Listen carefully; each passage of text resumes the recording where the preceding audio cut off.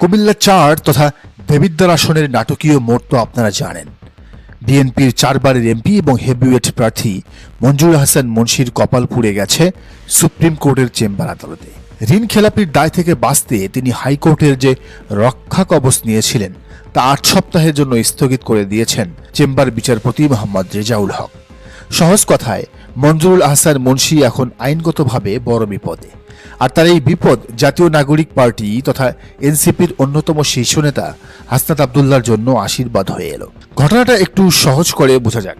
BNP প্রার্থী মঞ্জুরুল হাসান মুন্সি বিপুল পরিমাণ ঋণের দায়ে অভিযুক্ত। বাংলাদেশ ব্যাংকের সিআইবি তালিকায় তার নাম ঋণ খেলাপি হিসেবে ওঠার কথা ছিল, কিন্তু তিনি কৌশল করে হাইকোর্টে রিট করেছিলেন যাতে তার নাম ঋণ খেলাপির তালিকায় অন্তর্ভুক্ত বা প্রকাশ না করা হয়। হাইকোর্ট তাকে সেই সুরক্ষাও দিয়েছিল, সেই সুযোগও দিয়েছিল, কিন্তু পাওনাদার প্রতিষ্ঠান প্রিমিয়ার ব্যাংক এবং আইডিএনসি ফাইন্যান্স ছেড়ে কথা বলেনি। তারা হাইকোর্টের ওই আদেশের বিরুদ্ধে সোজা আপিল বিভাগে চলে যায়, লিভ টু আপিল করে। বৃহস্পতিবার আপিল বিভাগের চেম্বার বিচারপতি মোহাম্মদ রেজাউল হক ব্যাংকের পক্ষে রায় দিয়েছেন। তিনি হাইকোর্টের সে আদেশ ৮ সপ্তাহের জন্য স্থগিত বা স্টে করেছেন। এর মানে কি দাঁড়ালো? এর মানে হলো হাইকোর্ট যে বলেছিল নাম প্রকাশ করা যাবে না, সেই বাধা আর থাকলো না। অর্থাৎ এখন বাংলাদেশ ব্যাংক বা সংশ্লিষ্ট ব্যাংক তাকে ঋণ খেলাপি হিসেবে চিহ্নিত করতে পারবে।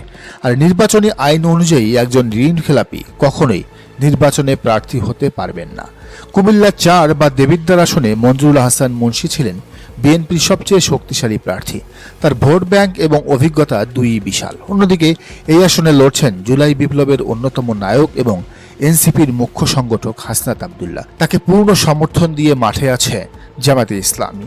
বিশ্লেষকরা বলছেন, যদি মঞ্জুরুল হাসান মুন্সি মনোনয়নপত্র ঋণ খেলাপির দায়ে বাতিল হয়ে যায়, যা এখন প্রায় নিশ্চিত, তবে হাসনাত আবদুল্লাহর প্রধান প্রতিদ্বন্দ্বী বলতে আর কেউ থাকবেন না। এটি হাসনাতের জন্য এক প্রকার ওয়াক ওভার বা ফাঁকা মাঠে গোল দেওয়ার সুযোগ তৈরি করে দিল। হাসনাত আবদুল্লাহ এমনিতেই তরুণ প্রজন্মের ক্রাশ, তার উপর যদি বিএনপির হেভিওয়েট প্রার্থী আইনি মারপ্যাচে বাদ পড়েন, তবে দেবিদ্বারের সাধারণ ভোটারদের সামনে হাসনাত ছাড়া আর কোনো ভায়াবল অপশন থাকবে না। আইনজীবীরা বলছেন সুযোগ খুবই ক্ষীণ। চেম্বার আদালত ৮ সপ্তাহের জন্য স্থগিত করে দিয়েছেন। নির্বাচন ১২ ফেব্রুয়ারি, অর্থাৎ নির্বাচনের আগে এই আদেশ ওঠার সম্ভাবনা নেই বললেই চলে। এখন রিটার্নিং অফিসার যখন মনোনয়নপত্র যাচাই বাছাই করবেন, তখন তিনি বাংলাদেশ ব্যাংকের সিআইবি রিপোর্ট চেক করবেন। যেহেতু আদালতের স্টে অর্ডার আছে, তাই সিআইবি রিপোর্টে তাকে ঋণ খেলাপি দেখাবে। আর খেলাপি দেখালে রিটার্নিং অফিসার বাধ্য থাকবেন তার মনোনয়নপত্র বাতিল করতে। বিএনপির জন্য এটি একটি বড় ধাক্কা। দেবিদ্বারের মতো গুরুত্বপূর্ণ আসনে শেষ মুহূর্তে প্রার্থী শূন্য হয়ে যাওয়ায় শঙ্কায় তারা।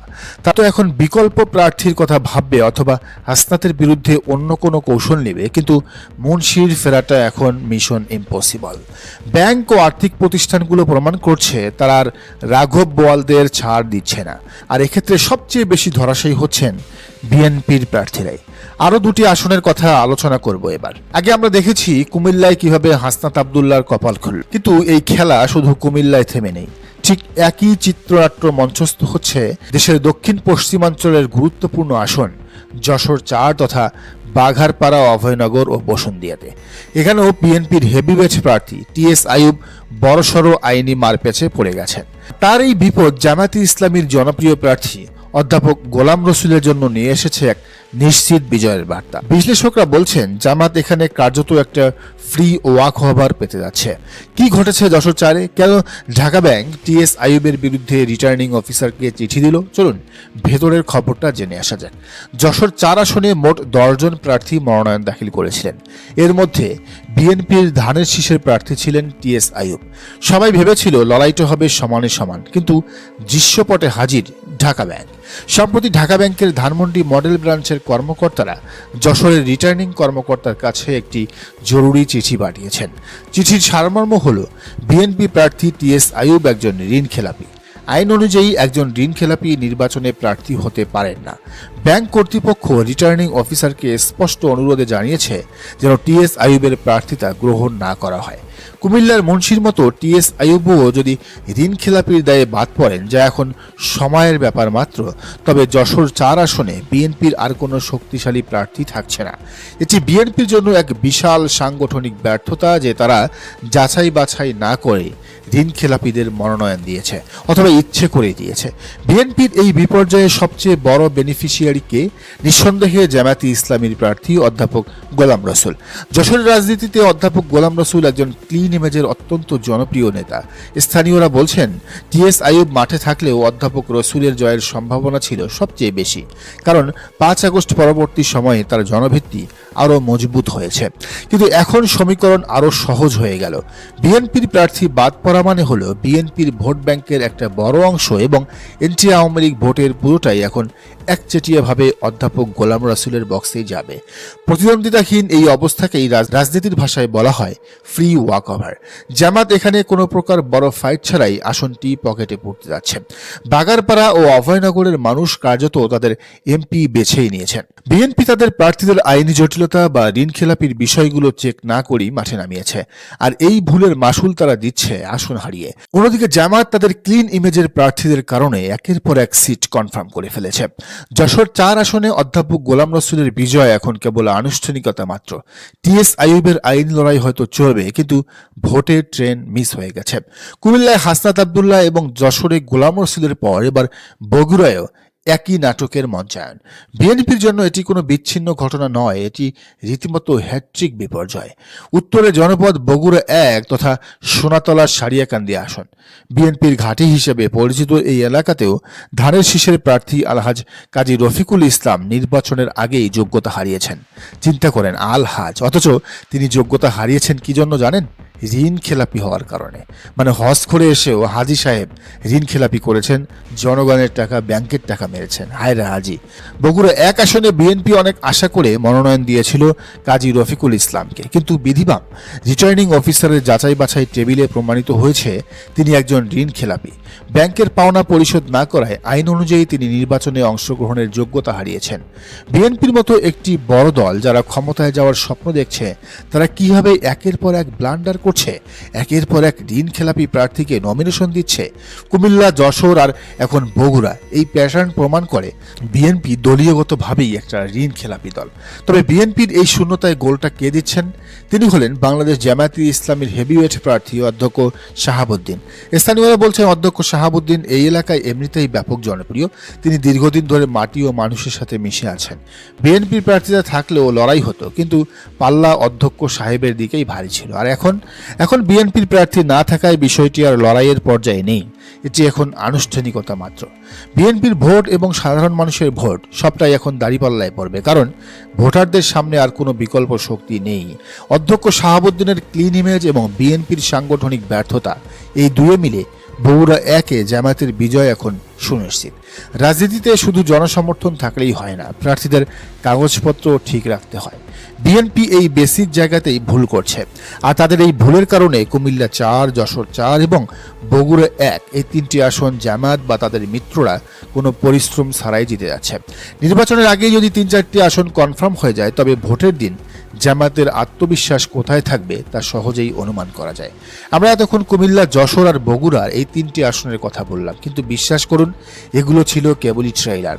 আসল সিনেমা এখনো বাকি। রিটার্নিং কর্মকর্তাদের রিপোর্ট বলছে, ঋণ খেলাপি হওয়ার পরও আদালতের সুবাদে, আদালতের স্টে অর্ডার নিয়ে এই জাদু বলে 31 জন প্রার্থীর মনোনয়নপত্র বৈধ ঘোষণা করা হয়েছে এ পর্যন্ত। আর এখানে সবচেয়ে লজ্জার এবং আতঙ্কের পরিসংখ্যানটি হলো, এই 31 জন সার্টিফাইড খেলাপির মধ্যে 15 জনেই বিএনপি প্রার্থী। ভাবা যায়, যে দল রাষ্ট্র সংস্কারের কথা বলে তাদের 15 জন প্রার্থী ব্যাংক লুটেরা হিসেবে সিআইবি রিপোর্টে চিহ্নিত। যে দলটা ফ্যামিলি কার্ডের লোভ দেখাচ্ছে সাধারণ জনতাকে, সেই দলের 15 জন প্রার্থী ব্যাংক লুট করে ফেলেছে। তারা হাইকোর্টের কাগজ দেখিয়ে সাময়িকভাবে টিকে গেছেন, কিন্তু এই টিকে থাকা কি দীর্ঘস্থায়ী হবে, নাকি এখানেই লুকিয়ে আছে জামাতের জন্য এক বিশাল সুযোগ? এই 15 জন বিএনপি নেতা এবং 11 জন স্বতন্ত্র প্রার্থী দেশের বিভিন্ন ব্যাংক ও আর্থিক প্রতিষ্ঠান থেকে হাজার হাজার কোটি টাকা ঋণ নিয়ে ফেরত দেননি। সিআইবি রিপোর্ট তাদের খেলাফি বলছে, চোর বলছে, অথচ তারা জনগণের টাকা মেরে দিয়ে সেই টাকা খরচ করে হাইকোর্ট থেকে স্টে অর্ডার নিয়ে নির্বাচনে দাঁড়িয়েছেন। সাধারণ মানুষ প্রশ্ন করছে, কত বড় চোর এরা! যারা ব্যাংকের টাকা ফেরত দেয় না, তারা এমপি হলে কি দেশের টাকা ফেরত দেবে? দেশের টাকা মেরে খাবে না? অবশ্যই খাবে। বিএনপির হাইকমান্ডের উচিত ছিল এদের নমিনেশন না দেওয়া, কিন্তু তারা সেই নৈতিকতা দেখায়নি। এখন এই 15 জন প্রার্থী বিএনপির জন্য বোঝা হয়ে দাঁড়িয়েছে, কারণ আইনি প্রক্রিয়ায় এই স্থগিতাদেশ যে কোনো মুহূর্তে বাতিল হতে পারে।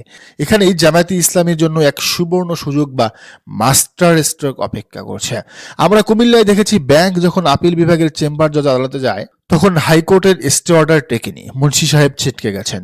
এখন জামাত যদি কৌশলী হয় এবং তাদের লিগ্যাল উইং যদি একটু অ্যাক্টিভ হয়, তবে এই 15 থেকে 20টি আসনেও একই গেম খেলা সম্ভব। কৌশলটা সিম্পল, সংশ্লিষ্ট ব্যাংকগুলোকে দিয়ে চেম্বার আদালতে মুভ করানো। ব্যাংক তো তাদের টাকা ফেরত চায়, তারা অবশ্যই আপিল করবে যদি আইনি সহায়তা তারা পায়। যদি নির্বাচনের ঠিক আগ মুহূর্তে চেম্বার আদালত এই 15 জনের স্টে অর্ডার ভ্যাকেট বা স্থগিত করে দেয়, তবে বিএনপি এই 15 থেকে 20টি আসনে প্রার্থী শূন্য হয়ে পড়বে। তখন আর নতুন করে প্রার্থী দেওয়ার সময় থাকবে না। ব্যালটে ধানের শীষ থাকবে, কিন্তু প্রার্থী থাকবে অযোগ্য। ফলাফল, মাঠ পুরোপুরি ফাঁকা। জামাত বা জোটের শরিকরা তখন এই 20টি আসনে ফ্রি হিট খেলবে। শেষ কথা হলো, বিএনপি যদি এই 15 জন ঋণ খেলাপিকে নিয়ে সংসদে যেতে চায়, তবে তারা ভুল করছে। আইনের ফাঁকফোকর দিয়ে নমিনেশন বৈধ করা যায়, কিন্তু জনগণের মন জয় করা যায় না। জামাতের সামনে এখন খোলা মাঠ। তারা যদি এই লিগ্যাল সিস্টেম কাজে লাগিয়ে ব্যাংকগুলোর মাধ্যমে আইনি লড়াইটা চালিয়ে যায়, তবে বিএনপি প্রায় 20টি আসনে কট খাবে বা ক্লিন বোল্ড হবে। জনগণ চায় আগামী সংসদ হোক ঋণ খেলাপি মুক্ত, চোর মুক্ত, ব্যাংক ডাকাত মুক্ত। জনগণ দেখছে কারা লুটেরাদের আশ্রয় দিচ্ছে আর কারা তাদের মুখোশ উন্মোচন করছে। 12 ফেব্রুয়ারি পর্যন্ত এই আইনি নাটক চলতেই থাকবে। চোখ রাখুন, কারণ শেষ হাসিটা কে হাসবে তা এখনো নিশ্চিত নয়। দর্শক, ভিডিওটি ভালো লাগে শেয়ার করুন এবং এই চ্যানেলে নতুন হলে অবশ্যই সাবস্ক্রাইব করে বেল আইকনটি বাজিয়ে রাখুন। আল্লাহ হাফিজ।